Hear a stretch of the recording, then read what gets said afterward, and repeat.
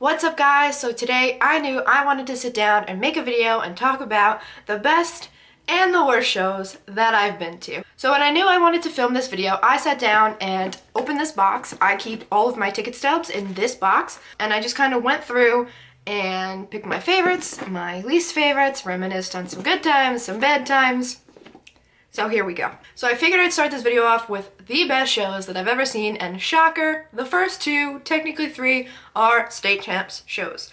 So the first time I saw State Champs was in May of 2017, and those shows are super special to me because I actually had State Champs come up to work, and I got to meet them for the first time. I actually met literally every friend I have right now. I've met at those shows or met at other shows, and just one big group of us by the end of those two shows. They played 2 nights at Irving Plaza in New York City, and I went to both shows, and somehow at the end of those 2 shows, me and like 11 of my closest friends just became like sisters at this point, and I'm super grateful to State Champs for that. So that tour definitely holds a special place in my heart. After that tour, State Champs went on kind of a smaller tour, and I saw them at White Eagle Hall in New Jersey, and it was a super small venue. There was no barricade, which is amazing. We were inches from the stage, and it was awesome. It was so much fun, such a great energy for a small show for them. That was the tour that they did with Home Safe, Sleep On It, Bearings, and Ryan played an acoustic Speak Low set, which was so great. It kind of made me mad that people were talking during Ryan's set and were kind of disrespectful, well, not kind of, very disrespectful during it, so that was kind of shitty. But other than that, it was a great time. Can't complain. Sleep On It. Do I talk about them enough? I'm sorry. That had to be my first time seeing...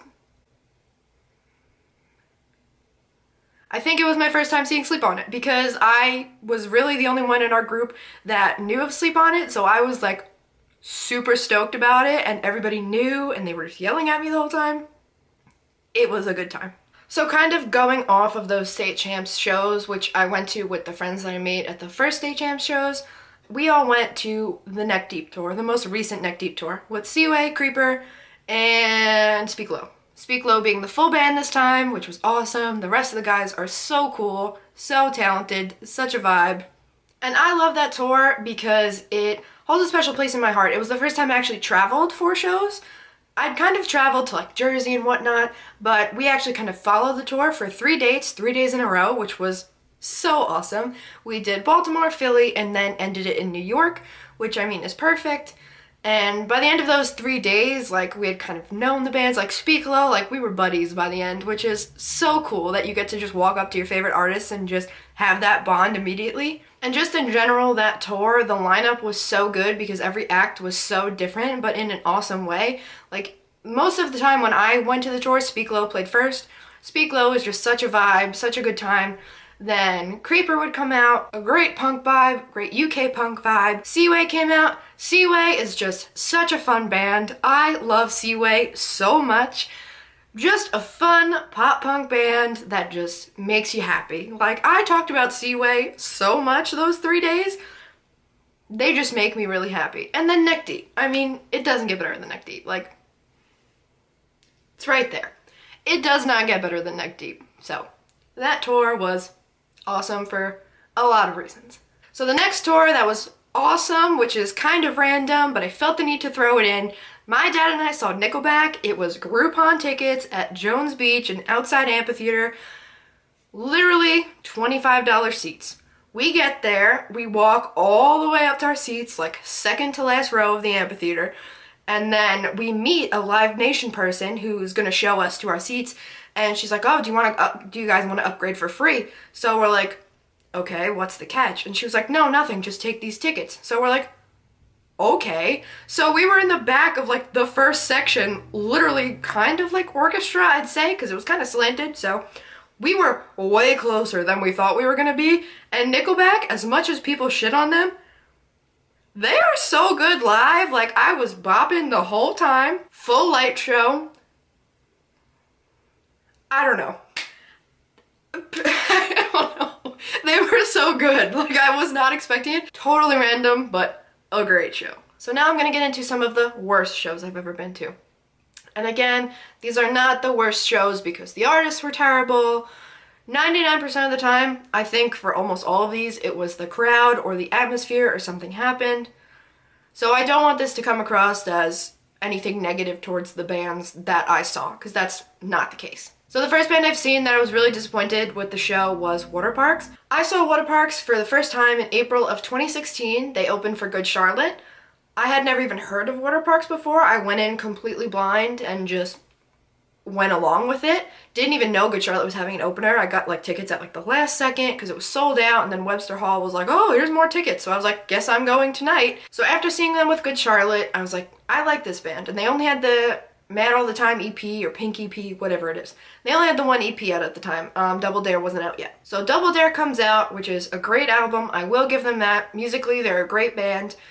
We go back to Webster Hall. They're playing their first headlining tour with Creeper and another band I forgot. Too Close to Touch. Sorry. Creeper and Too Close to Touch. And I didn't listen to Creeper or Too Close to Touch before I went, which I regret. But the story with this show is that the night before, that should have been a best show. Oh well. The night before, I saw Panic at the Disco at Madison Square Garden, and I went with everybody at work, so we got to go backstage, talk to Brendan. Literally one of the best nights of my life. Brendon Urie is a gem. Literally the best human. I could make a 20-minute long video about how great Brendon Urie is, but we'll leave it at that. So I left MSG, I take my train home, and then I'm gonna go home, sleep, and then come back because Waterparks is the next day. I get on the train, we go like 2 stops. The train stops. It's 1 a.m. at this point. The train stops, and a cop comes on the train and says, there's a fire up ahead, you guys are stuck here, figure out a way to get home. I'm still like an hour and a half away from home. It's freezing. I was just wearing a leather jacket because I wasn't expecting to be outside, and it was January or February, whenever it was. It was cold. It normally takes me about 2 hours to get from the city to the door at my house. It took me 5 hours. I got home around 6 a.m. My friends were meeting in the city to wait in line all day for Waterparks at 6:30. I came home, had a mental breakdown, showered, changed, turned around, went back to the city. So I was literally running on no sleep after the best night of my life, full on mental breakdown, right back into the next show. So I set myself up for failure. I should have known it was coming, but that's how the day started. So we get to Webster Hall, everything's fine. It is cold, we wait outside all day, drama, whatever happens, the band gets there, and I can tell that this crowd is totally different than the crowd I was in for Good Charlotte, which is fine. I don't discriminate crowds. You do what you want to do. It is what it is. Once we got in the venue, we were at the stage, which was awesome because there was no barricade, but the stage was literally right at your knees. So my knees and thighs were at the stage, and it was so pushed up front. I was comfortable for Creeper and Too Close to Touch. They were great. It was the first time I saw Creeper, and I was really glad that I saw Creeper because I wish I listened to them beforehand because I'd love to see them in a setting like that again. And Too Close to Touch was really good. And then Waterparks came out, and it was pandemonium. It was chaos. Literally, the whole front row was hunched over the stage because everybody pushed forward. It was like nobody in the room had been to a show before. Everybody's hair was in everybody's mouths. It was literally a nightmare. It was really cool to be that close to them, but I got like 4 songs in and I was like, I'm going to the back. Like, this is ridiculous. So basically that show was one of the worst for me just because of the situation beforehand, running on no sleep. I also cracked my phone screen that day. The crowd was awful, and I just wanted to go home and go to bed. That was that day in a nutshell. The next worst show that I've ever been to, I wouldn't categorize it as a worst. It was more just like a lineup thing. I went to Swimmers and the Interrupters, did a co-headlining tour. I went for Swimmers. The Regrets also played, and Mount Eddie played. The Regrets and Mount Eddie I'd never really listened to before seeing them, and they were great. I liked them a lot. The Interrupters I did not really care for. Their crowd was super rough. I was about second row because I wanted to try to get barricade for Swimmers, but when the Interrupters came on, it was chaos. The crowd was kind of older, so they were a lot more aggressive, and I'm not one to complain about aggressive crowds. Like, I love an aggressive crowd because you're in it together. Like, you can't get in, you can't get out. Like, you're in for the long haul. And there's a weird sense of community and aggressive crowd, but that's a whole nother story. So the Interrupters come out, all these like middle-aged men are crowd surfing. We're all kind of hanging in there. Everybody that was there for Swimmers was kind of younger, but it is what it is. So having these middle-aged men kind of just crush you, not the best time. And the Interrupters themselves, I liked them in the beginning, but I would have liked to see them open for somebody because halfway through their set, it's ska, so it kind of all sounded the same to me. I hate to say that in general, but it really did sound the same to me. The last song, literally, the last song they're playing, a crowd surfer, a giant man, his shoe, combat boot, might I add, his shoe literally comes down and kicks me in the face, and it like pulled my nose ring down a little bit. So, you know when you get injured and like immediately like you feel lightheaded and you know like you're sick to your stomach and you don't feel good? I got that feeling immediately. I checked to make sure like I wasn't bleeding. Like it came down so hard, like skimming my nose ring. I was like, I'm immediately thinking I have to go to the hospital. Like it was the worst possible situation. So I just pushed my way to the back, grabbed some water, sat down for a little bit. I was pissed that it was the last song of the Interrupters and I was right there for Swimmers. I eventually recovered and got back to like 5th or 6th row for Swimmers, but I was still bummed that I lost out on my spot. So that's kind of why that show was the worst for me, but it really wasn't the worst. Like I said, none of these shows are the worst, like terrible, but just like little things that here and there. So the last like worst show I've ever been to is Bayside. And I loved Bayside, I loved seeing them. They played The Walking Wounded and Shudder in full, which was great. They're a great band from Long Island. Love it. I'm from Long Island. Hometown bride. Bayside was great.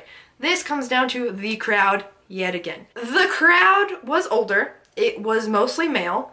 And it just, one song in, it smelled. Irving Plaza kind of always smells because it's a small venue, but it just smelled like gross old sweaty men and Hot Topic and depression. That's literally what it smelled like. Once they came out, the crowd started to get rough. Again, totally fine with me. I was having a great time. But then just the smell and everything got to me, headed to the back, enjoyed the rest of the show. It really was just the crowd. And it was the crowd that apparently didn't wear deodorant, but that's life yet again, I guess. Just PSA, please wear deodorant to shows. That is it for this video. I've been using my hands a lot in this video, so hopefully I can edit and have it make sense.